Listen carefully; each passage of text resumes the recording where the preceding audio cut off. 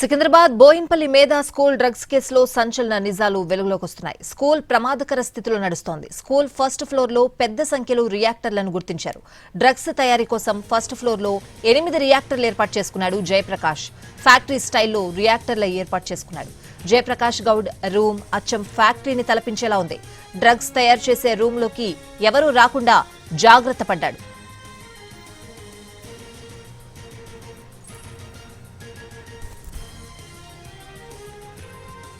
Nursery నుండి 10వ తరగతి వరకు హై స్కూల్ నడుపుతున్నాడు నిందితుడు జయప్రకాష్ గౌడ్. G+2 బిల్డింగ్ లో కేవలం 6 రూముల్లోనే స్కూల్ నిర్వహిస్తున్నాడు.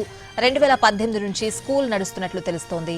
2 సంవత్సరాల క్రితం స్కూల్ కొచ్చాడు జయప్రకాష్ గౌడ్. అప్పటి నుంచి కూడా అన్ని తానే నిర్వహిస్తున్నాడు. చుట్టుపక్కల ఉండే పేద విద్యార్థులకు తక్కువ ఫీజుకు చదువు అంటూ చెప్తున్నాడు. ఒకవైపు క్లాస్ రూమ్లు, మరోవైపు డ్రగ్స్ తయారు చేస్తున్నాడు. ఒక రూమ్ లో ఆల్ఫ్రాజోలం డ్రగ్స్ తయారు చేస్తున్నాడు. రోజు డ్రగ్స్ తయారీ కోసం వాహనంలో వస్తూ ఉంటాడు జయప్రకాష్ గౌడ్. సెలవు రోజుల్లో విక్రయాలు చేస్తున్నాడు. డ్రగ్స్ విక్రయిస్తూ ఉండగా పట్టుకుంది ఈగల్ టీం.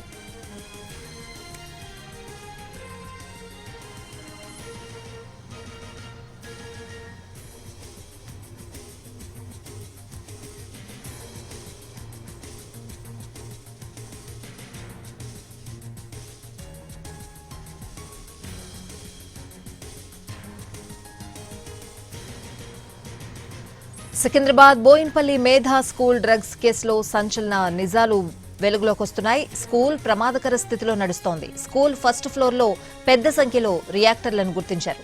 డ్రగ్స్ తయారీ కోసం ఫస్ట్ ఫ్లోర్ లో 8 రియాక్టర్లు ఏర్పాటు చేసుకున్నాడు జయప్రకాష్. ఫ్యాక్టరీ స్టైల్లో రియాక్టర్లు ఏర్పాటు చేసుకున్నాడు. జయప్రకాష్ గౌడ్ రూమ్ అచ్చం ఫ్యాక్టరీని తలపించేలా ఉంది. డ్రగ్స్ తయారు చేసే రూమ్ లోకి ఎవరూ రాకుండా జాగ్రత్త పడ్డాడు.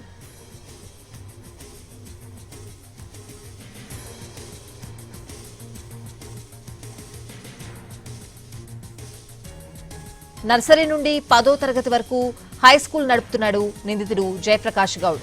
G+2 బిల్డింగ్ లో కేవలం 6 రూముల్లోనే స్కూల్ నిర్వహిస్తున్నాడు. 2018 నుంచి స్కూల్ నడుస్తున్నట్లు తెలుస్తోంది.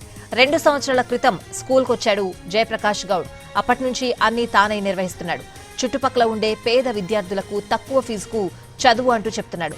ఒకవైపు క్లాస్ రూమ్లు, మరోవైపు డ్రగ్స్ తయారు చేస్తున్నాడు. ఒక రూమ్ లో ఆల్ఫ్రాజోలం డ్రగ్స్ తయారు చేస్తున్నాడు. రోజు డ్రగ్స్ తయారీ కోసం వాహనంలో వస్తూ ఉంటాడు జయప్రకాష్ గౌడ్. సెలవు రోజుల్లో విక్రయాలు చేస్తున్నాడు. డ్రగ్స్ విక్రయిస్తూ ఉండగా పట్టుకుంది ఈగల్ టీం.